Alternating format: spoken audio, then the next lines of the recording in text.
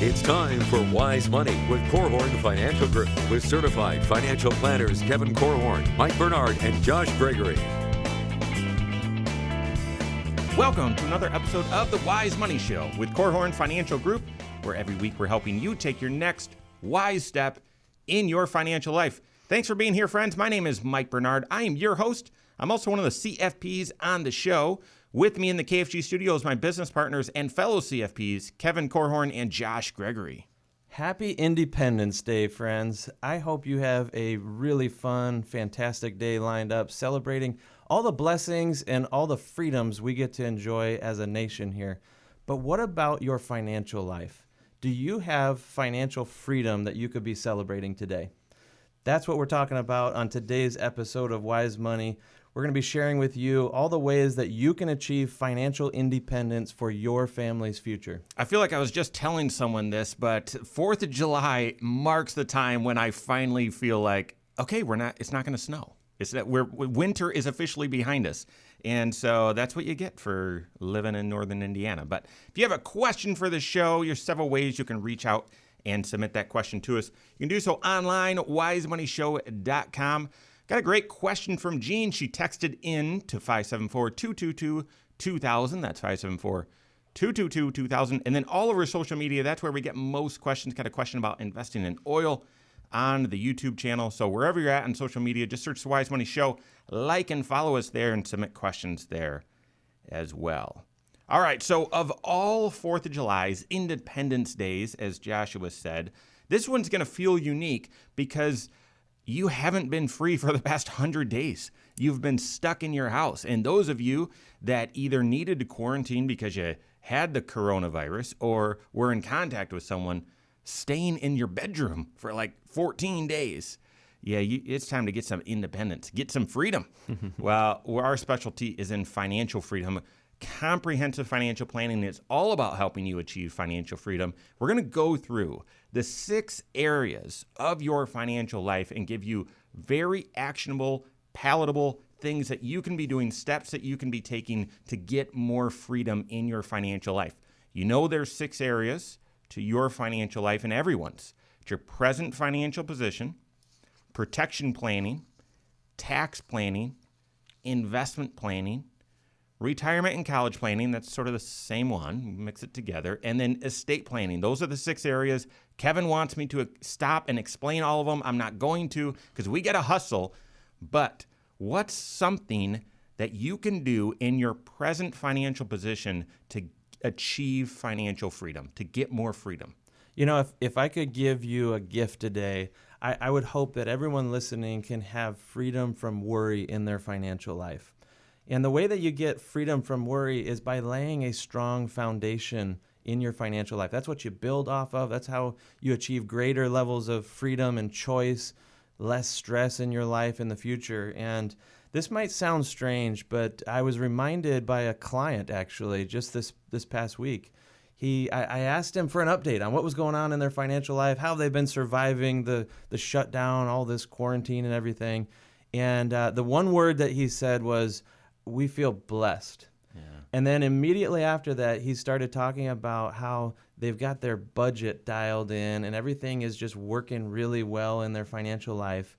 And it's creating, his word, freedom for them. Mm-hmm. And he's exactly right. I mean, having a plan for your cash flow, telling your dollars where to go, not wondering where they went, having margin in your financial life, all of this is just foundational habits that if you pair that with contentment in your life as well, so you're not just constantly wanting for things, but instead just being happy with what you have, that puts you in a position where you have margin, you have capacity to be able to build for the future.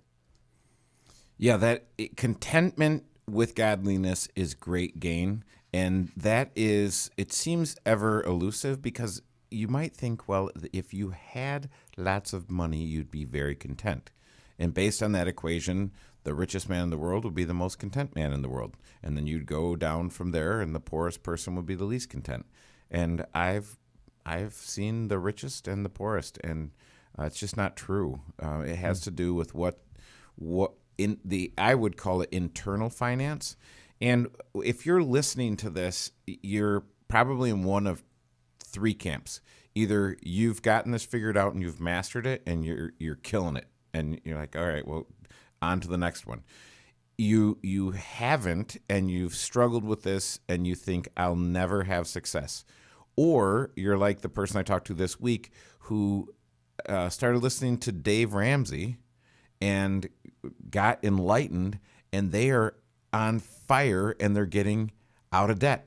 Love it. Yeah, it's very, very exciting when you see someone where the light finally gets turned on and they say, I believe now I can do it. A lot of this is just believing you can do it. Mm-hmm. And so if you're not doing it and you don't have a coach, I would say, well, with present financial position, start with a great coach. If you say, well, I don't want to go see someone. Well, that's fine. Go on YouTube and Google how to write a budget. Google how to create a debt snowball. There's all kinds of amazing tools today that were never available in the history of personal finance that you can leverage to get yourself where you need to go. When it's counterintuitive, if you've never done a budget and you're just sitting on the sidelines thinking, I'm not going to do that. That sounds so restricting. I don't want to box myself in like that. It sounds counterintuitive to say that your budget brings freedom, but friends, it does. And I'm not saying that because I read it in a textbook and now that's my job. I'm supposed to tell you that. I'm telling you that because I've lived it and I've watched others live it. So you guys have said bring freedom by doing a budget. Now, you're not wrong. You're just not right. The thing that would bring freedom, I would encourage you, is an emergency fund. In fact, I want to go on a petition and say we're not calling it an emergency fund anymore. It's a financial confidence account. When the pandemic hit and possible unemployment and all sorts of things, there were lots of people that we serve that had greater freedom from worry because they had a safety net in place. And so Kevin is agreeing with me. I can see it right there. But the good news is, I'm going to usher us along. So I want to call it the "Oh no, you didn't" fund.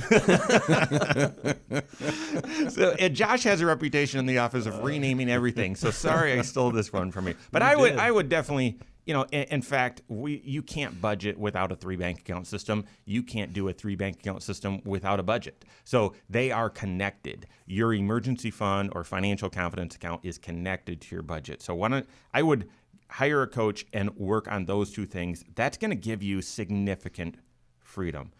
I want to stay on this theme of freedom from worry because protection planning, the second area of your financial life, to me, it's either keeping you up at night or it's letting you sleep easy.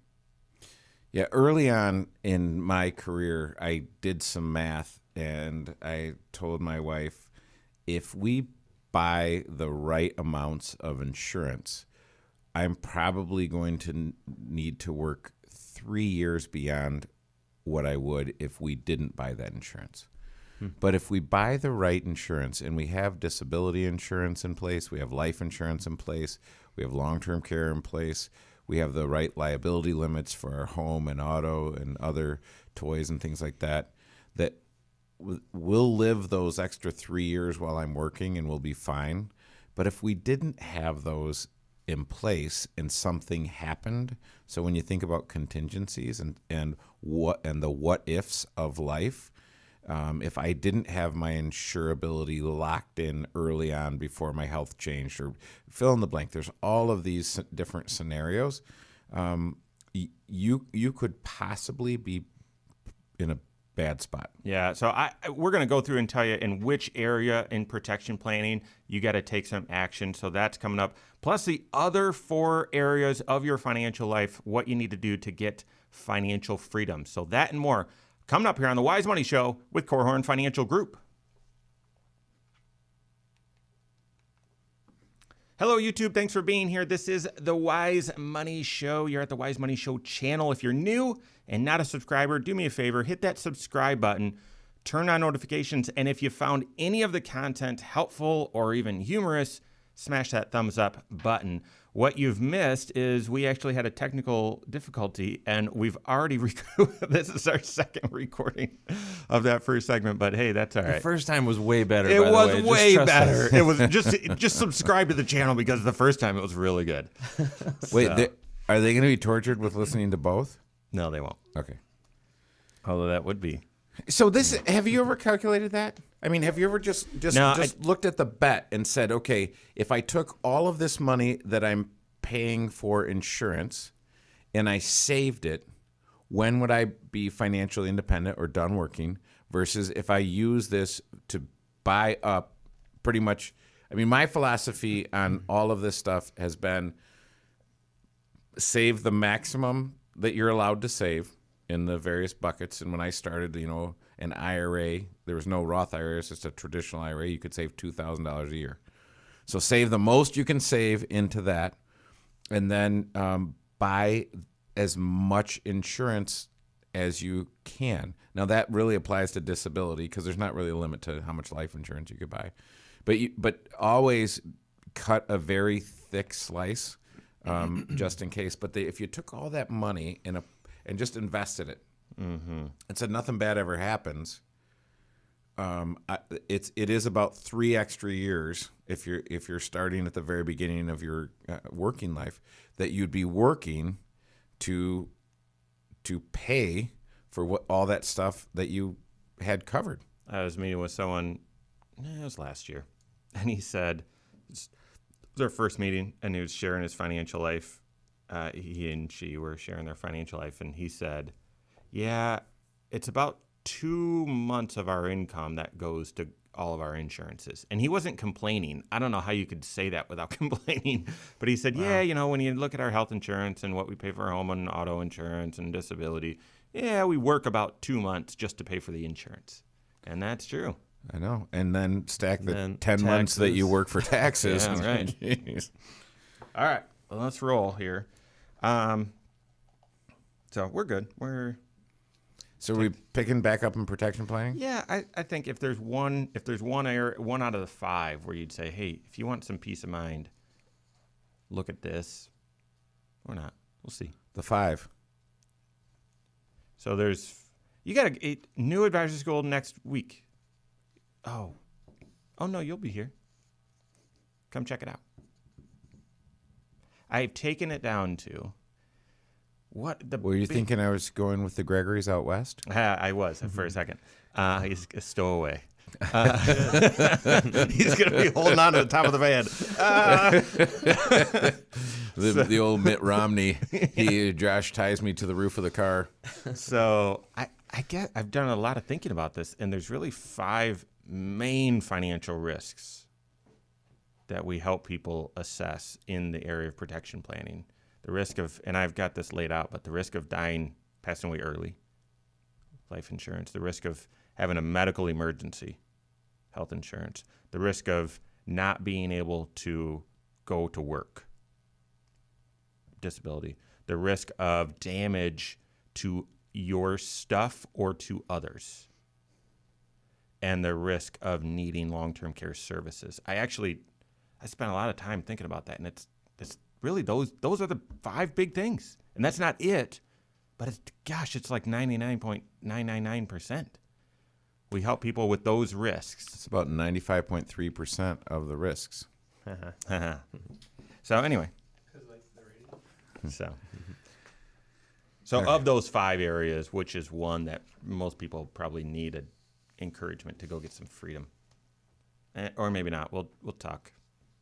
We'll see what comes out. Well, it's counter. Well, I'm going to say this. This is some good content. So All right, good.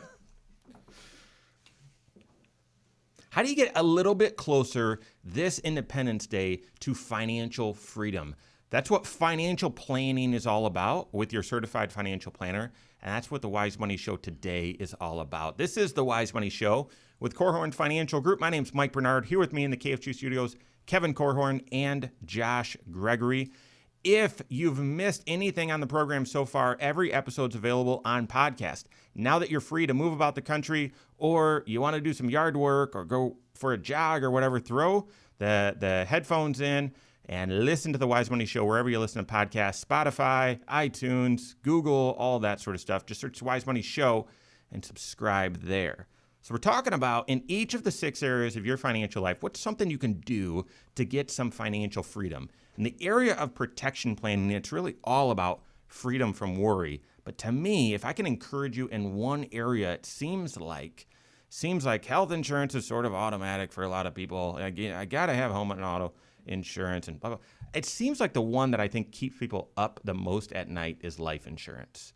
Have you gone through an actual process to figure out how much life insurance you need and what the right type is? If it was just, don't you guys get this when you talk to new folks? They're like, oh, well, life insurance, a friend of mine sold me some life insurance. I'm good. No, you've got to look at how it all fits with the rest of your financial life. And that's one area in protection planning I think concerns a lot of people. Yeah. Do you want to go, Josh, or do you want me to bring the right answer? Yeah, I was going to say, to me, that's the one that most people think of when they think of protection planning or insurance. But, you know, if you looked at just statistically the risks or the things that could unravel your financial life, disability is a bigger concern to be protecting against. And it's the one that people miss the most. Mm-hmm. You may get some rudimentary amount of coverage through your employer or something, some kind of baseline amount, but it's rarely enough. And if you actually were disabled as opposed to passing away prematurely, it could have an even bigger financial impact on your family. But to me, that's why I guess I would zoom out a little bit and say the thing that you need to do in the area of protection planning is really just fully assess what is the protection or the insurance package that you need to have in place. And this is not because we love seeing you spend more money on insurance. It might feel that way if you talk to an insurance agent. It might feel like they're always trying to sell me another policy or something. Well, if you make your insurance decisions in the context of your financial plan, then really what's driving your insurance decisions is just purely what are the risks that you are exposed to that could set you back and cause you to never achieve financial freedom in your life. This is your way of putting a moat around the castle, so to speak, if I can use that word picture. It's your first line of defense. We don't want you spending more money on it than necessary, but don't go without the right insurance. Make sure you have the right package. All right, really quick, Kevin, what you got? Rapunzel, let down your hair. This is what I have. Your insurance decisions quite often are static and your life is dynamic. And so you make a decision and you want, most of us crave just set it and forget it. Let me just make this decision and let it ride. And so as you were referring to, Mike, the folks that say, well, my buddy sold me this, a while ago. This is what I would encourage you to do. If you said, what's the most important thing that I could do with the protection planning area of my life, is do an ongoing review. And that might not seem or sound fun to some of you, but it's so important because I can't tell you how many times I'll meet with someone and I'll say, okay, this is your protection planning portfolio that you have in place. Some of these decisions were made 15 years ago, 20 years ago. Has anything changed in your financial life since then? I'm like, well, yeah, it's all completely different. Well, then should your protection planning portfolio be adjusted to reflect the changes that have happened in your life? And so it's a lot of times, and I'll just speak for myself, I want to take the lazy approach to this stuff and just let it ride. Just let it be. I don't want to have to think about it. Because sometimes, with life insurance, I'm dealing with my own mortality, right? Hey, I'm going to die. I don't want to think about that. Yeah, who wants to think about that? And then there's work to say, hey, is it the right type? So I would encourage you to be process driven, not product driven. Because as I was talking with some folks last week, they said, okay, well, who is your competition and how would you compare with this other company? And I said, well, I can promise you this. If you go and talk to this other company, the solution to your problems will be life insurance, and it will be the house product.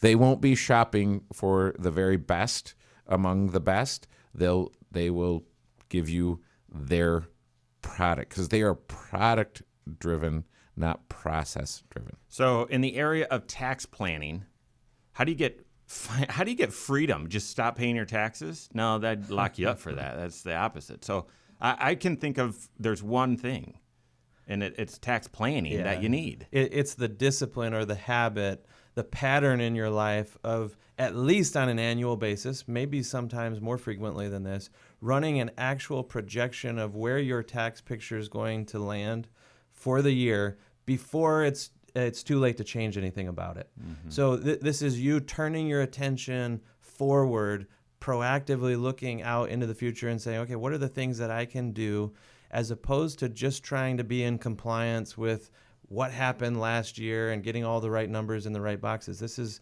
the difference between tax planning and tax just preparation. But what it does for you, though, is it helps you kind of sniff out, find those dollars that are slipping through the cracks in the form of too much tax in your life, and maybe opportunities that could go missed. If you can capture those things, then you'll be propelling yourself towards greater financial freedom, because you're not sending more money downstream to the government.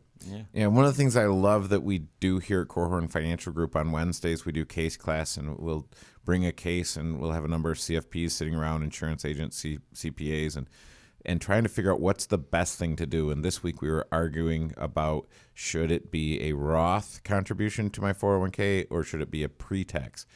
And I don't know what the answer is for you, but this is what I would challenge you to do. Have a strategy. Know what your strategy is. Josh said do tax planning for this year and maybe next year. But if you're a business owner who's going to have a liquidity event, or if you're someone who is expecting an inheritance, or there's all kinds of different big financial events that can happen, you might need, or if you just have a bunch of money, you might need a 30-year projection and say, well, we're not going to know what tax rates are 30 years from now. No, but we can figure out how to pay the least amount of tax per dollar over your lifetime. And so we create the strategy, and then we do the execution. We know what we're doing and get it done. This one's interesting. The fourth area, everyone, the public thinks that financial planning is just investments. That is not true.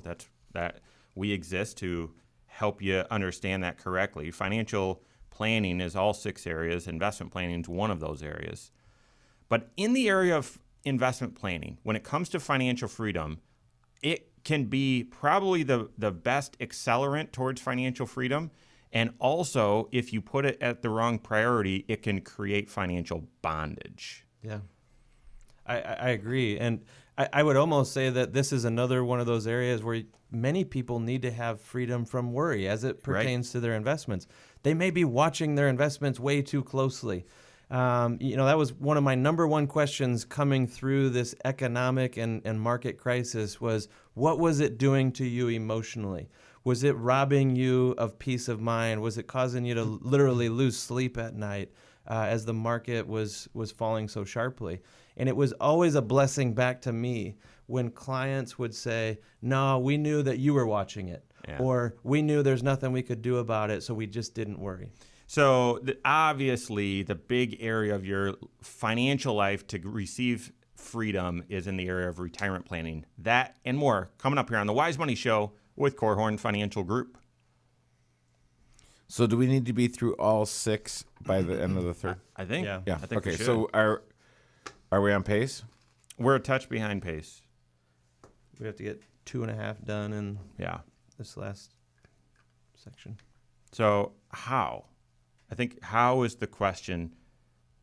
How can the right approach to investment planning lead to freedom, which can be a great segue? And how does it prevent freedom?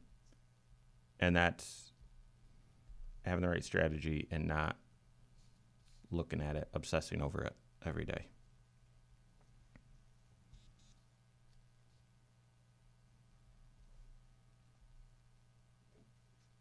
All right. Ready? Look at you guys hard at work.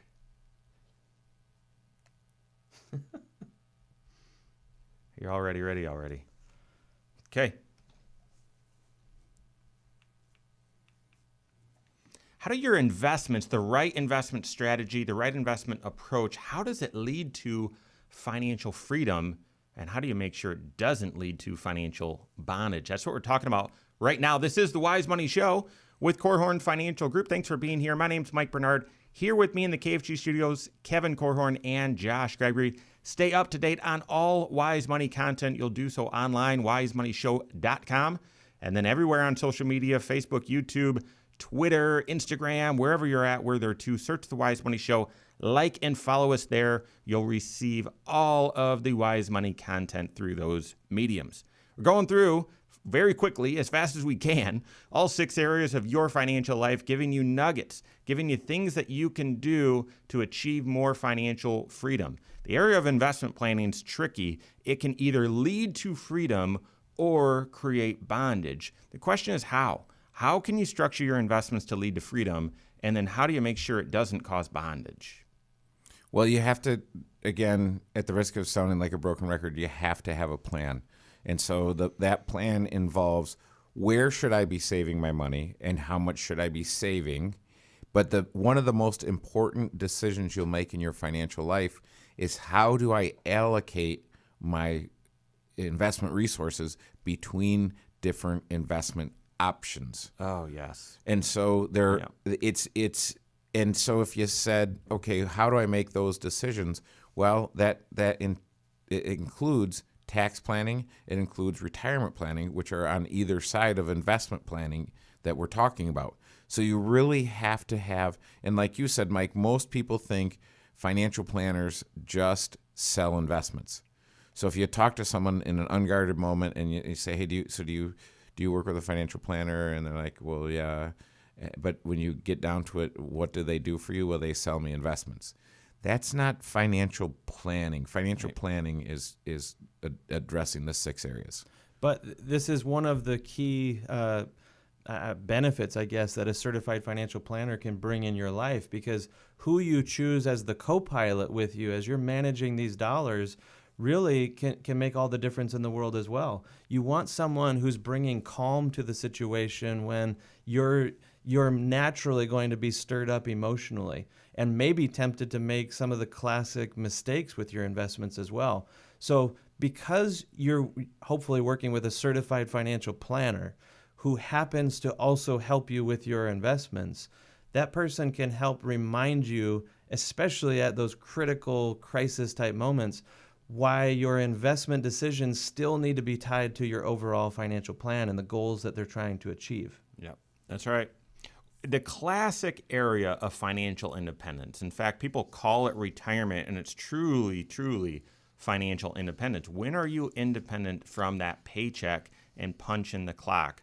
That's retirement planning. But then you can also say college planning. When do you have freedom where you can allow your kids to pursue their education, their secondary education, and not have to worry about the financial side of it? So this one's obvious, but what step would you encourage people to make today to achieve more freedom in their financial life in the area of retirement and college planning?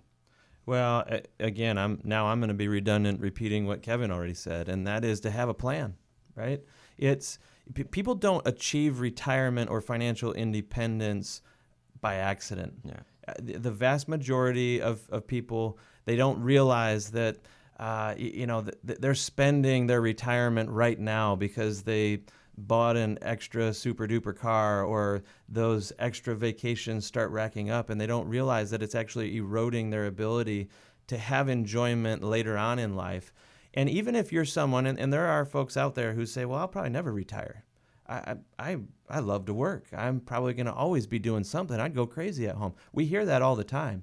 And yet everyone, I shouldn't say everyone, most people at some point are going to experience some sort of a health decline, or they're just going to slow down, even if you're 97 years old when it finally happens.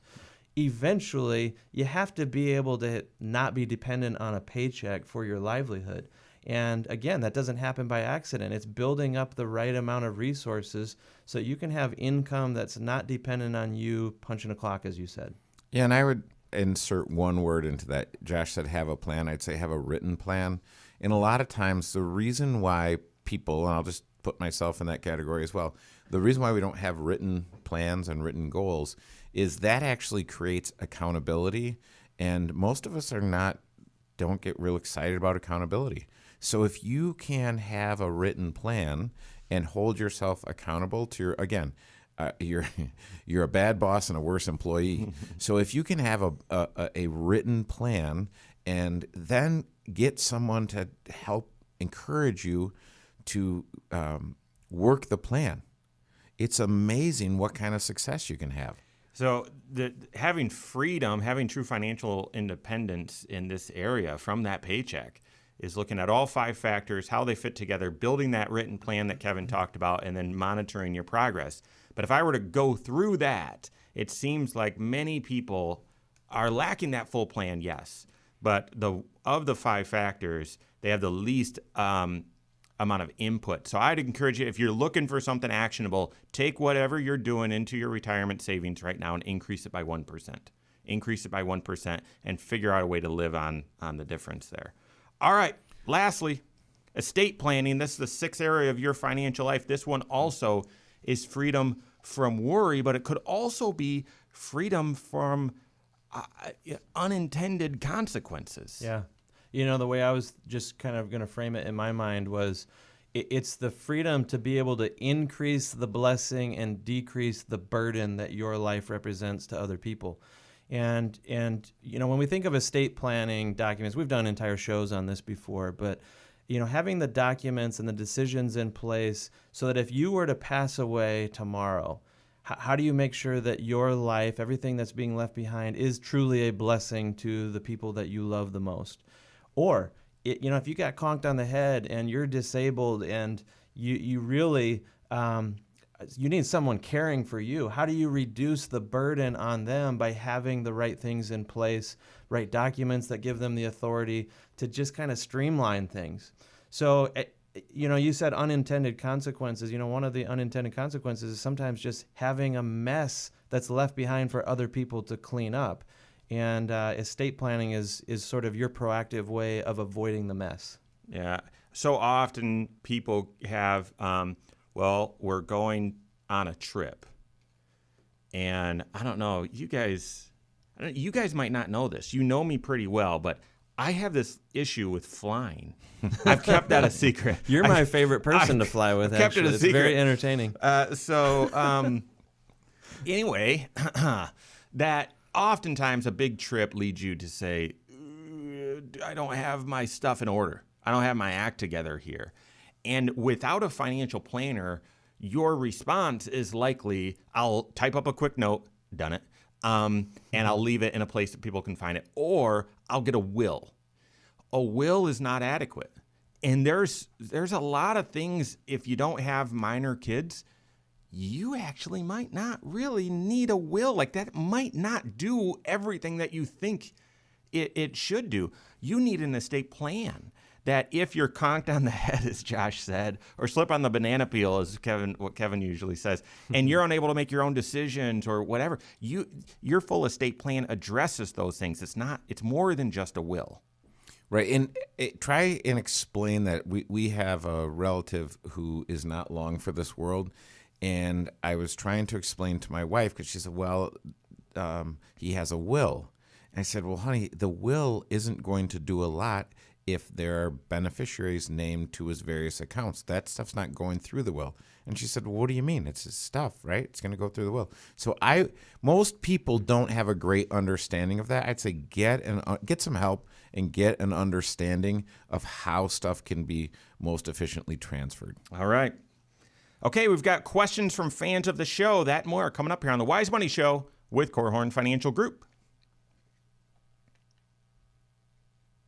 Good stuff. Hey, we made it through. Okay. Okay, so question bank. Questions. Which ones? I'll probably skip the red one. How could you even answer that one? Well, I was going to throw that at Alicia. Oh, it was last week. Yeah. I can answer it. Okay, we'll talk off the air about the one from June 15. I say let's Let's start at the top. Let's start with Ed's question.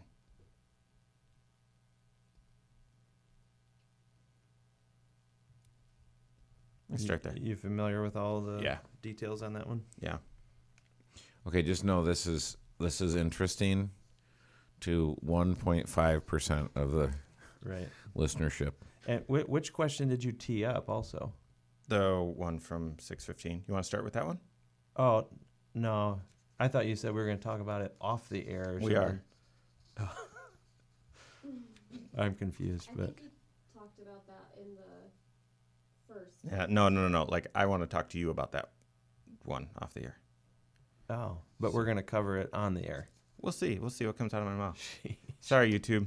See ya. Thanks for watching up until this moment. Should you be investing in oil? We got some good questions here. I'm hoping we can get to a bunch of them. This is the Wise Money Show with Korhorn Financial Group. Thanks for being here. My name is Mike Bernard. Here with me in the KFG studios, Kevin Korhorn and Josh Gregory. Just missed some bloopers there if you're not watching on the YouTube channel. Every episode of the Wise Money Show, we just start recording the video when we start the show and record all through the breaks, and had a little confusion there, right? And so check out the YouTube channel. Not only do you get every episode of the Wise Money Show, but a whole bunch of next Wise Step videos throughout the week as well. So go to YouTube, search Wise Money Show, subscribe to it, turn on notifications, and like the content if you like the content. Thank you. All right, so into my favorite section of the program. Lots of good questions here. Let's start with Ed from Miami. Submitted a question on the YouTube channel. He said, does the new PPP Flexibility Act not allow an independent contractor to use the 24-week rule? Some CPAs on YouTube have said that the PPP extension does not cover independent contractors. Kevin said this would be very interesting for everyone, so let's spend a ton of time on it. Just Yeah, kidding. and I said, hey, Ed, it's a jargon-free zone, so we're going to call that the Paycheck Protection Program. No, we're not. It's PPP Flexibility Act. So the PPP section of the CARES Act basically allowed for a really unique loan to small businesses that had a forgivable feature. Your loan amount was, let's just say, 10 weeks of your payroll, your average payroll, to keep it simple. And then the forgiveness is how much of that loan you used over the next 8 weeks. You have to use a certain amount of it for payroll and then for rent and utilities. There's lots of restrictions, but that's how it worked. And basically, Congress came out and said, nah, that doesn't help small businesses enough. That 8 weeks, there's going to be lots of small businesses after that 8 weeks that are still struggling. Let's extend it to 24 weeks. And they did that in the PPP Flexibility Act. So the question is... But it did not increase the loan that was taken. Correct, All which it is a does huge- is it makes sure that you can actually use up the loan for its intended purposes in a longer period of time, so you can get maximum forgiveness is the idea. And when Josh says use up the loan, it means use it for the intended purposes, which would trigger the forgiveness feature so that you're not paying the loan back. The whole idea is it's kind of like if you've ever had family that needed money and you say, hey, Josh, I'm going to loan you this money, knowing that quite likely there will be an event that triggers a forgiveness feature. Jeez. Speaking from experience there. With the family, the forgiveness feature trigger. Well, remember, the whole purpose of these loans was to be able to provide stability and confidence that paychecks could continue for workers. I mean, you might think of this as a bailout for a small business, but it's actually meant to make sure that people stay employed, and it has worked in that way. The problem is you only had a period of time to actually get the loans forgiven, and you had to use it up on payroll during that time.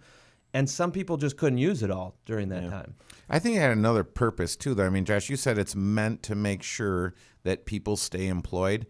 I think it's also meant to make sure that no one ever plans for a crisis in their business. Yeah, I think so as well. Because if I can trust in the government that when the road gets rocky, they're going to be the backstop, and they're going to, this is helicopter money, and dump on me. I want to come back to that, but so don't let me forget.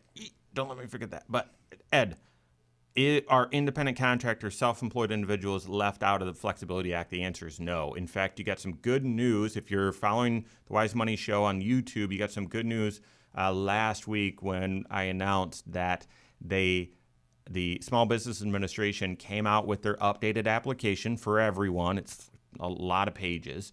But then they also came out with another application called an EZ application, designed for independent contractors and sole proprietor small businesses. So check that out.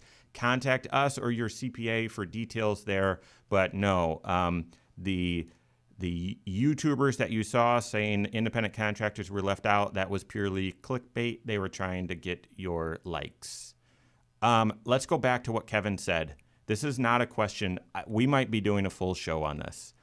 So we have a mechanism within our investment strategy. This is one of the ways you get financial freedom, is to have an investment strategy that can adapt and work when everything's going the way it's supposed to, but then help pivot if things aren't going the way they're supposed to. And it's all connected to your financial plan and what your goals are. I mean, that is the recipe to get peace.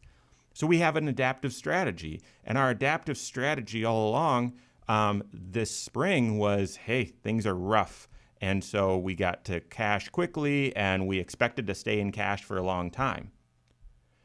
Does what the government did with these extraordinary stimulus measures suggest investors never have to worry about the market?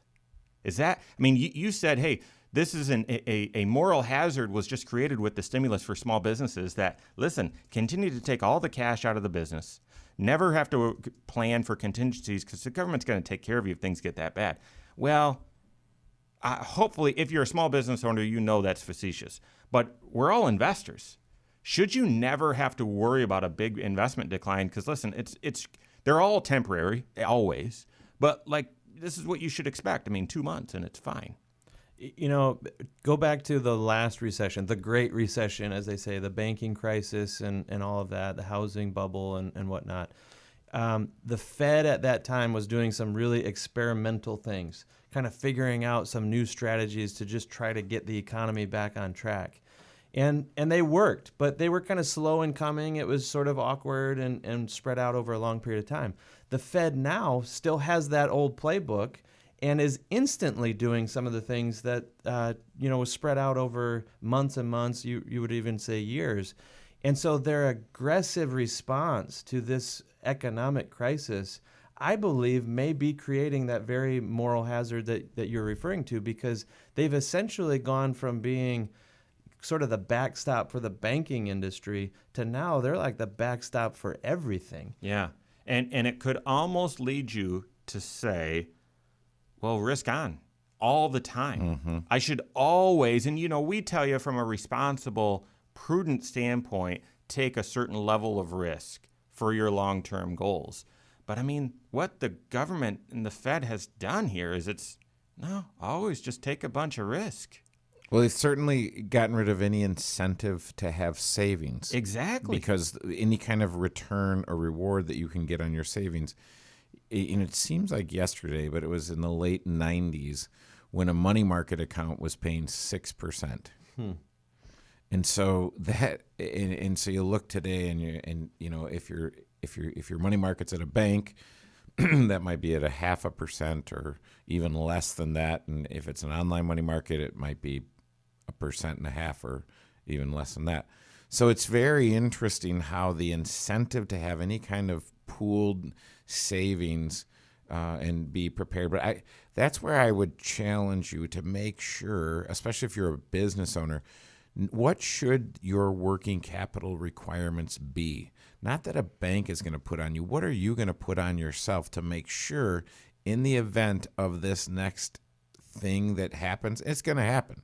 We just don't know what it is and when it will be. It last happened in a big, meaningful way back in 2008 and 2009, and here we are 12 years later. It will inevitably happen again. Mm-hmm. So how well prepared will I be, and what kind of contingency plan or escape hatch or parachute or fill in the blank do I want to be equipped with to face that time? I expect we'll be talking about this again, and I know we stumbled into this because of some comments here, but I do wonder if free market capitalism is history. Not to be cynical, but it's just totally different. And not that I am sitting here on some perch thinking, oh, I wish more bad things happened to good people. No, I'm just, when you free up the consequences. I was talking about this. The parallel was in hockey. I actually watched a YouTube video of the top 10 cheap shots in hockey ever, and it was hard. It was hard to watch. McSorley coming up behind David Brashear and hitting him in the side of his head, in the temple with his stick from behind, and you saw he immediately goes lights out. Let me tell you, that wasn't the number one cheap shot. It was like number 3 or 4. But here's the thing in hockey. Okay, if you do something wrong, it's a penalty. You get 2 minutes. Big deal. No, but if you make a dirty play on someone, you know other people are coming after you because you're allowed to fight. And yeah, there's a penalty for that, but you know there are going to be natural consequences. So there's a natural policing that happens. And sure, there are still penalties, but if there's a cheap shot, if you do something dirty, you know there's a natural consequence. And now it's like, well, there's penalties and whatnot in the economy. But listen, if you do a cheap shot, no big deal. I mean, you'll get bailed out. It's no problem. Yeah, that is, you said free market capitalism. We haven't had that in a long time. But it reminds me, I was at a boxing match the other day, and a hockey game broke out. No, you weren't, because we're still in quarantine. All right, let's move on here. Okay, I think we got time for this one. Do you think investing in oil is a good idea? Came from Ben on YouTube. Oh. Okay, so oil, you throw that in the broad category of investing in commodities. And commodities, they can be very volatile. It's similar to investing in gold or pork bellies or corn prices or something like that. And I'm not talking about if you're a farmer and you're trying to decide when to open up the bins and, take your crop to market here. Investing in oil, some people think of it as maybe an inflation hedge, but at the end of the day, most people, when they're investing in oil, they're not investing at all. They're speculating. Yeah. They're just guessing that maybe the price happens to be low and economic forces and crosswinds and everything are going to suddenly become favorable and they're going to make a bunch of money. Yeah, the problem with that, Ben, is you don't have the whole picture. That I look at that and I love the idea of investing in oil. And I would do it if I thought for a second that I had all of the information at my fingertips. And quite honestly, with any investment, you'll likely never have all of the relevant data at your fingertips. But I can tell you this, the folks that have billions with a B to invest are going to have a lot more information at their fingertips and have a lot better directional ideas about the price of oil than you do. And Ben, they're making money when oil goes up and when oil goes down. Yeah. And so if you're one-dimensional, you might have a problem. Yeah. Great question, though, Ben. That's an interesting consideration. So hopefully that was helpful, guys. All right, that is all the time we have for today. On behalf of Josh Gregory, Kevin Korhorn, myself, all of us at KFG, have a great weekend. We'll see you next Saturday for Wise Money with Korhorn Financial Group. Securities offered through Silver Oak Securities, member FINRA/SIPC. Advisory services offered through KFG Wealth Management, LLC. Doing business as Korhorn Financial Group. KFG Wealth Management, LLC and Silver Oak Securities Incorporated companies are unaffiliated.